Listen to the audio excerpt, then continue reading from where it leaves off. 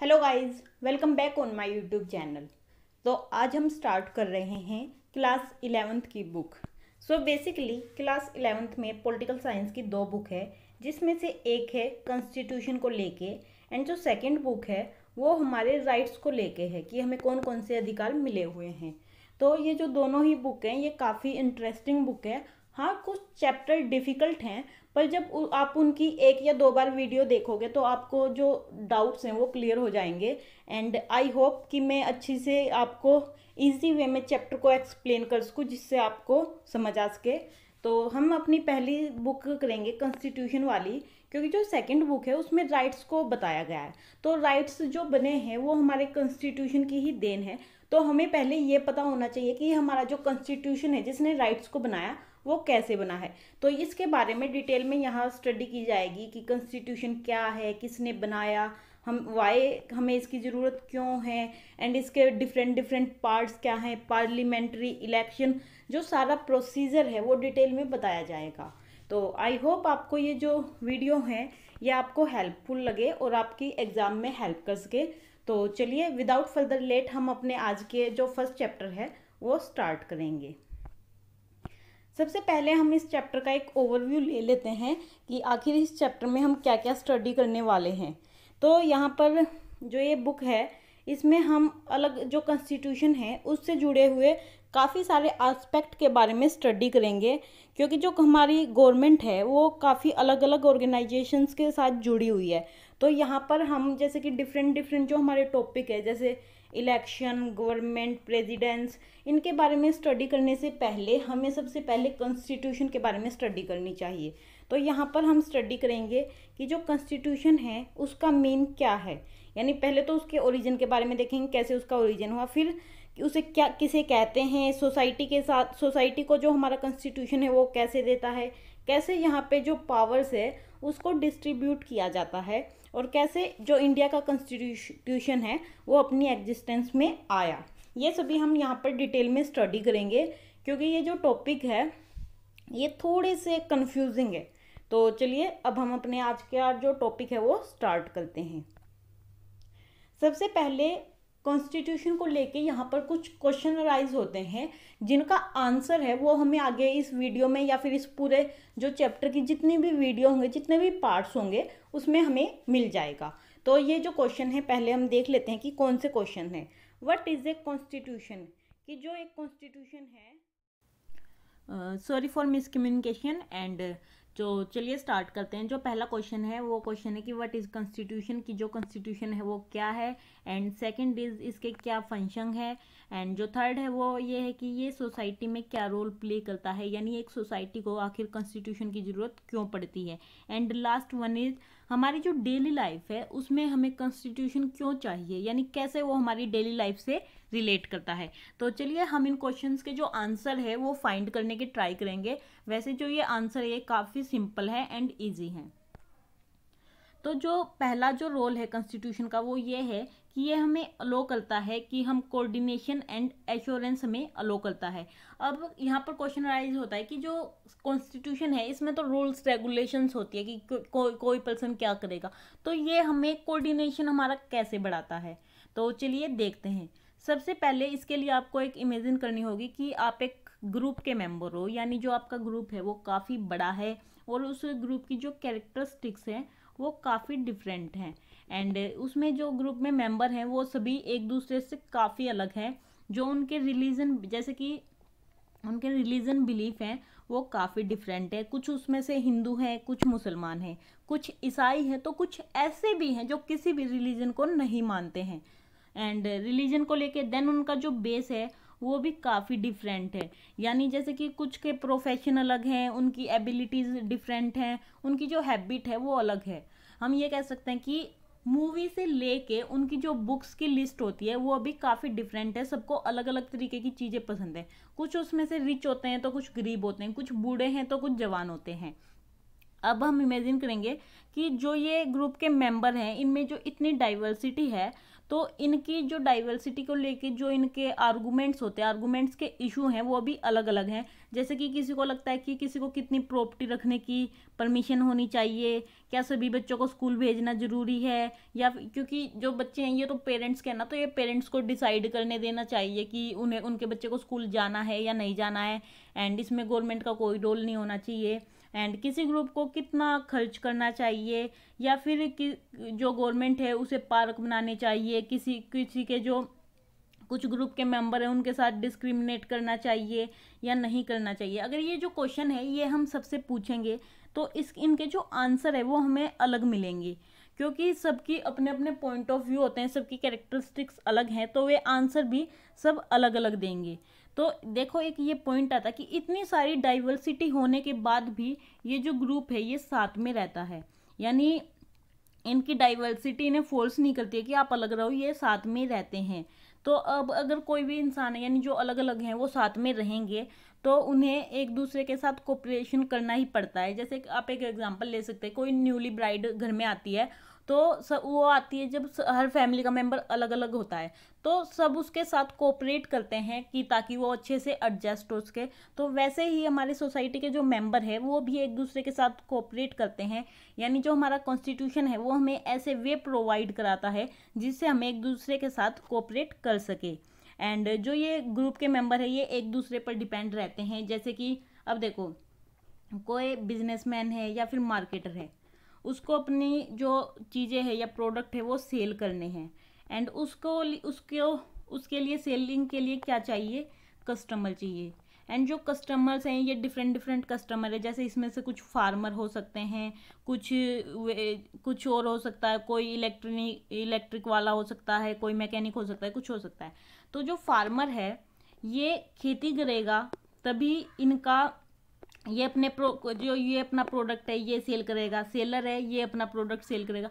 तो कहीं ना कहीं ये एक दूसरे पर डिपेंड करते हैं, क्योंकि ऐसा नहीं है कि हमें अपना डेवलपमेंट के लिए या फिर किसी भी चीज़ के लिए हम जो अपने आप में ही सफिशेंट है, ये ऐसा नहीं है। तो हमें एक दूसरे पर डिपेंड रहना ही पड़ता है, हमें एक दूसरे के कोऑपरेशन की ज़रूरत पड़ती रहती है। किसान को भी अपना जो प्रोडक्ट है जैसे गेहूँ है अनाज बेचने के लिए मंडी या फिर और जो वेयर हाउस होते हैं उनकी ज़रूरत पड़ती है। एंड जो कहते हैं ये और मार्केटर होते हैं इनको भी खाने की ज़रूरत पड़ती है। तो ये खाना ऐसा नहीं है कि अपने घर में उगाते हैं, ये भी किसान से ही लेते हैं। तो और जो किसान है उसको ये बीज या फिर यूरिया वगैरह के लिए इन्हीं से प्रोडक्ट लेने पड़ते हैं, बैंक से लोन लेना पड़ता है। तो इसीलिए ये सब एक दूसरे पर डिपेंड है।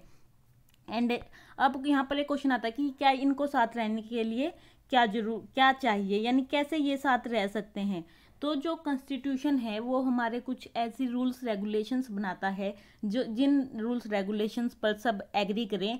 एंड हमें ये जो रूल्स रेगुलेशन प्रोवाइड की गई हैं इन ये सभी की ऐसे नहीं हो कि किसी एक ग्रुप को बेनिफिट मिले, सभी को बेनिफिट मिले। और अगर ये ग्रुप नहीं हो, अगर ये जो रूल्स रेगुलेशंस हैं ये नहीं होगी तो क्या होगा, तो अगर ये नहीं होंगी तो जो ग्रुप के मेंबर हैं वो अपने आप को सेफ फील नहीं करेंगे, क्योंकि उन्हें लगेगा, उन्हें मालूम ही नहीं होगा कि एक जो ग्रुप का मेंबर है वो दूसरे के साथ कैसा बिहेव करेगा, किस चीज़ पर उसका राइट है। एंड तो इसीलिए हमें कुछ रूल्स रेगुलेशंस की ज़रूरत होती है जो कि सभी को मानने की ज़रूरत है, यानी सभी को उन्हें फॉलो करना ही पड़ता है, ताकि उनमें सभी जो ग्रुप के मेंबर हैं उनमें कोऑर्डिनेशन बना रहे, उनमें कोऑपरेशन बना रहे। एंड ये नहीं है कि रूल्स बनाने जो गवर्नमेंट है उसने रूल्स बना दिए, बल्कि जो ये रूल्स हैं इनको बनाने के साथ इनको अप्लाई करना भी चाहिए। क्योंकि अगर जो रूल्स हैं वो सिर्फ बनाए गए हैं और उन्हें सिर्फ डॉक्यूमेंट्स पर ही बनाया गया है, अप्लाई नहीं किया गया है, तो उनका कोई बेस नहीं होता है।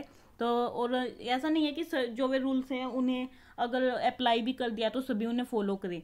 पर जब जो रूल है वो कोर्ट के थ्रू लगता है, यानी किसी भी रूल को जब सुप्रीम कोर्ट या हाई कोर्ट इस्टेब्लिश करता है या फिर लागू करता है तो सभी को इस पे विश्वास हो जाता है कि हाँ ये जो रूल्स है ये हमें मानने ही पड़ेंगे, अगर कोई इन्हें नहीं मानेगा तो उन्हें इसके लिए पनिशमेंट भी मिलेगी। तो बेसिकली क्या है कि जो कॉन्स्टिट्यूशन है उसका पहला फंक्शन यही है कि जो ये हमें प्रोवाइड करता है, एक बेसिक रूल का सेट प्रोवाइड करता है जिससे सोसाइटी के जो मेंबर्स हैं उनमें कोऑर्डिनेशन बना रहे। तो ये हमारा इसका फर्स्ट फंक्शन है कि जो हमारी कोऑर्डिनेशन के लिए ये कुछ रूल डिसाइड करता है। एंड जो हमारा सेकंड, अब हम आएंगे अपने यहाँ पर सेकंड रूल्स की तरफ कि जो कॉन्स्टिट्यूशन है वो क्या करता है। तो जो कॉन्स्टिट्यूशन है उसके पास कुछ एक पावर होती है, जैसे कि डिसीजन लेने की पावर होती है, यानी जो कि एक ये स्पेशल पावर होती है जो कि कॉन्स्टिट्यूशन के पास होती है। जो हमारा कॉन्स्टिट्यूशन है वो कुछ फंडामेंटल प्रिंसिपल्स का ग्रुप है जो कि ये डिसाइड करता है कि जो कोई भी स्टेट है यानी कोई भी राज्य है उसका निर्माण कैसे होगा, कैसे वहाँ पर रूल किया जाएगा या फिर शासन किया जाएगा। पर जो बेसिकली ये जो बेसिक रूल्स हैं ये क्या है, कौन कौन सी बात है जो इन्हें बेसिक बनाती है। तो सबसे पहले हमें ये डिसाइड करना होगा कि जो कोई भी सोसाइटी है यानी कोई भी समाज है उस पर शासन जो होता है, रूल होता है, रूल बनाने के लिए जिन नियमों की जरूरत होती है उन रूल को बनाएगा कौन। अब जैसे कि एक पार्टी है ए एंड एक पार्टी है बी, तो ए को लगता है कि ए की इच्छा है कि वो कुछ रूल्स बनाए एंड बी की भी है कि वो भी कुछ रूल्स बनाना चाहती है। ए को लगता है कि उसके रूल्स सही हैं पर बी को लगता है कि उसके रूल्स सही हैं। पर अब ये कौन डिसाइड करेगा कि किसके रूल्स सही हैं यानी किसके रूल्स बनाने चाहिए, क्योंकि हर एक पर्सन को ये लगता है कि उसके जो बनाए गए रूल्स हैं वो काफ़ी अच्छे हैं और दूसरे से बेटर है। तो जो ये आर्गूमेंट है इसको कैसे सोल्व किया जा सकता है।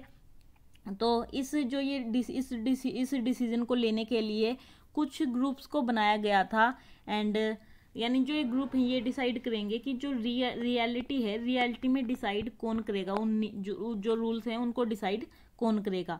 तो जो हमारा कॉन्स्टिट्यूशन है वो हमें आंसर देता है कि जो हमारी सोसाइटी है उसमें पावर को कैसे डिस्ट्रीब्यूट किया जाएगा। संविधानी जो हमारा कॉन्स्टिट्यूशन है वो ये डिसाइड करता है कि जो हमारा जो रूल्स है, लॉ है, उसे कौन बनाएगा।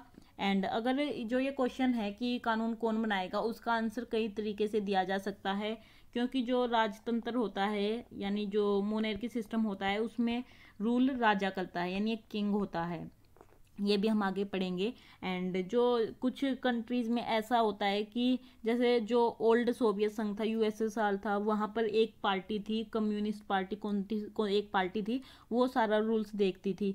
पर जो हम इंडिया में डेमोक्रेसी को फॉलो किया जाता है एंड डेमोक्रेसी में क्या होता है कि जो रूल्स है, जो फैसले हैं वो जनता के थ्रू लिए जाते हैं। तो इंडिया में डेमोक्रेसी है तो यहाँ पे जो रूल्स हैं वो जनता के थ्रू डिसाइड किए जाते हैं। अब यहाँ पे फिर एक क्वेश्चन राइज होता है कि जो जनता है वो कैसे रूल्स को डिसाइड करेगी, यानी कैसे वो क्या करेगी जिससे ये होगा कि उनके जो रूल्स हैं वो बनेंगे। अब जैसे कोई भी कानून बनाना पड़ता है तो उसके लिए ये होता है कि सभी को एग्री होना पड़ता है कि सभी उस चीज़ पर एग्री हो।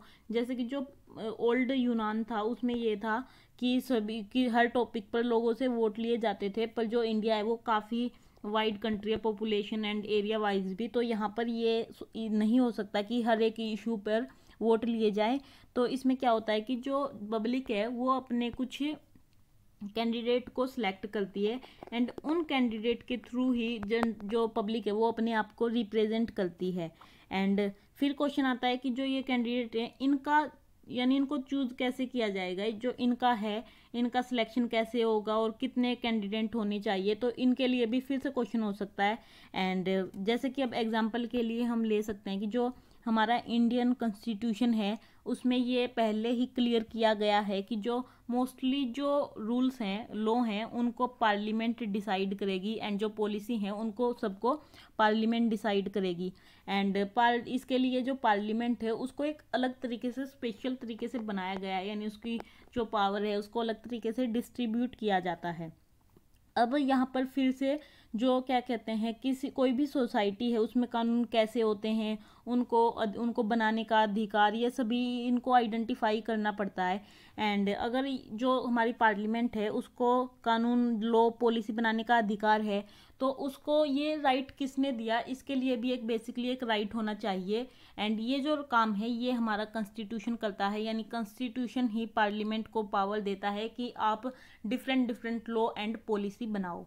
तो ये बेसिकली कॉन्स्टिट्यूशन का सेकंड फंक्शन है कि ये सब कुछ क्लियर करता है कि सोसाइटी में डिसीजन जो पावर है वो किसके पास रहेगी एंड किसके पास कितनी होगी, और साथ में ये भी डिसाइड करता है कि जो गवर्नमेंट है वो कैसे कंस्टिट्यूट की जाएगी। तो पहला ये था कि इसने बेसिक रूल बनाए। सेकंड, अब बेसिक रूल बनाने के बाद जो ये रूल्स हैं इनको कौन बनाएगा एंड कैसे गवर्नमेंट इस्टेब्लिश की जाएगी, ये सारा इसमें डिसाइड किया जाता है। इसका जो सेकंड फंक्शन है वो है। अब आते हैं हम इसके थर्ड पॉइंट पर। जो थर्ड पॉइंट है वैसे तो वो है limitations of the power of government, यानी जो गवर्नमेंट है उसकी जो पावर्स होती है, अगर ये होता है ना कि किसी को पावर दे दी जाए तो वो उसका मिसयूज भी कर सकता है। तो यहाँ पे भी ये क्वेश्चन आता है कि अगर हम किसी भी पार्लियामेंट या फिर गवर्नमेंट को ज़्यादा पावर दे तो उनको कंट्रोल भी करना पड़ता है। तो इसका थर्ड फंक्शन है कि जो गवर्नमेंट है उसकी पावर है उसको कंट्रोल करता है। तो इसको हम देखेंगे कि ये कैसे करता है। तो अब हमने ये देख लिया है कि जो कॉन्स्टिट्यूशन है वो गवर्नमेंट की जो पावर है उसको लिमिटेशन करता है। तो चलिए देखते हैं ये कैसे करता है। सबसे पहले हमने ये डिसाइड कर लिया है कि जो कॉन्स्टिट्यूशन है उसे कौन, यानी हमने डिसाइड किया कि जो कॉन्स्टिट्यूशन है के रूल्स रेगुलेशंस हैं उन्हें कौन बनाएगा। एंड फिर अब जो वे रूल्स रेगुलेशन बना दिए हैं वो ज़रूरी नहीं है कि वो बिल्कुल ठीक हो। उनमें से कुछ रूल लगता है कि हमें वे गलत हैं और हमें उनका जो उनके अगेंस्ट हैं। जैसे कि एग्जांपल के लिए हम ले सकते हैं कि हम किसी को बोल दे कि आपको अपना जो रिलीजन है आप उसको फॉलो नहीं करेंगे। जैसे हम बोल दे कि जो गुरुद्वारे हैं वहाँ पर गुरुवाणी चल रही है तो आप इसे नहीं चला सकते, या फिर मंदिरों में हनुमान चालीसा चल रही है तो आप इसे बंद करेंगे, या फिर यानी अपने जो रिलीजन है उसको नहीं मान सकते। एंड किसी को हम बोले कि आपको इस कलर के कपड़े पहनने की परमिशन नहीं है, या फिर आप ये वाले जो सॉन्ग है या म्यूजिक है ये नहीं सुन सकते, या फिर ये मूवी नहीं देख सकते।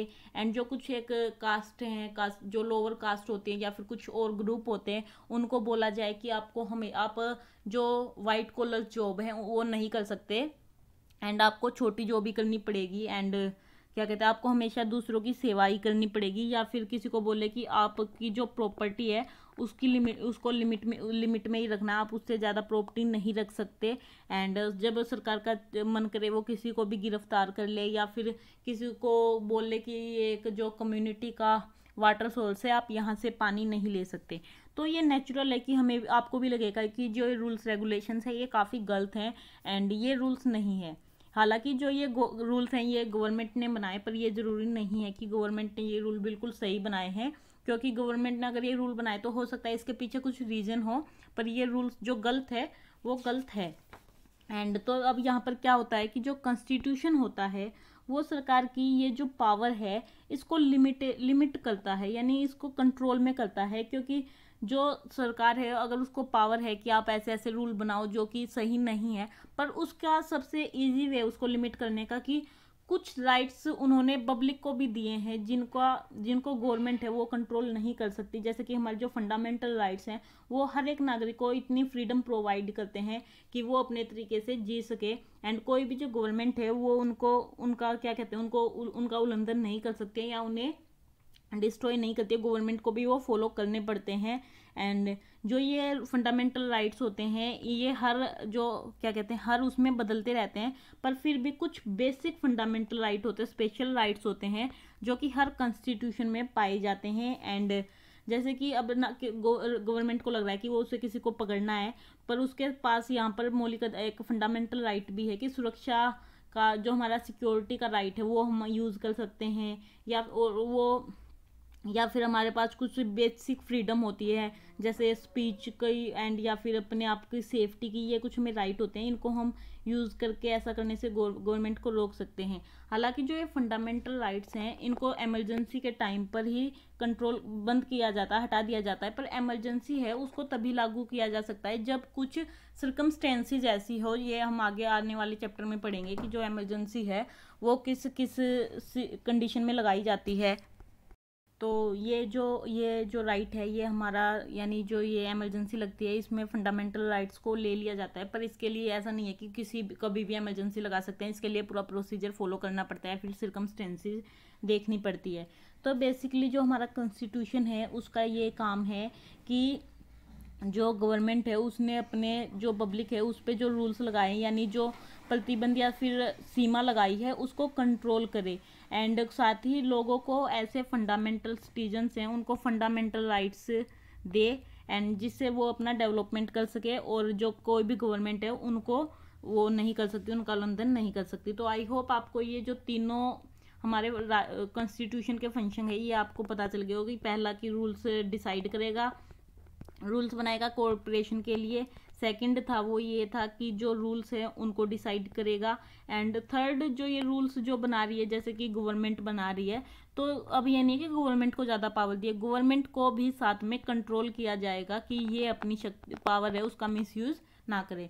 अब इसका जो एक फंक्शन बचता है पर वो हम इस वीडियो में कवर नहीं करेंगे, क्योंकि जो वीडियो है वो काफ़ी लंबी हो जाएगी और this is your first video, तो मैं नहीं चाहती कि आपकी ये थोड़ी बोरिंग लगे। एंड नेक्स्ट वीडियो में हम अपने इसका एक फंक्शन और आगे के टॉपिक कवर करेंगे। आई होप आपको ये तीनों फंक्शन अच्छे से समझ आ गए हों। एंड अगर वीडियो पसंद आई हो तो प्लीज़ चैनल को लाइक करें एंड शेयर एंड सब्सक्राइब जरूर करें। एंड नेक्स्ट वीडियो के लिए चैनल के साथ बने रहें। Thank you.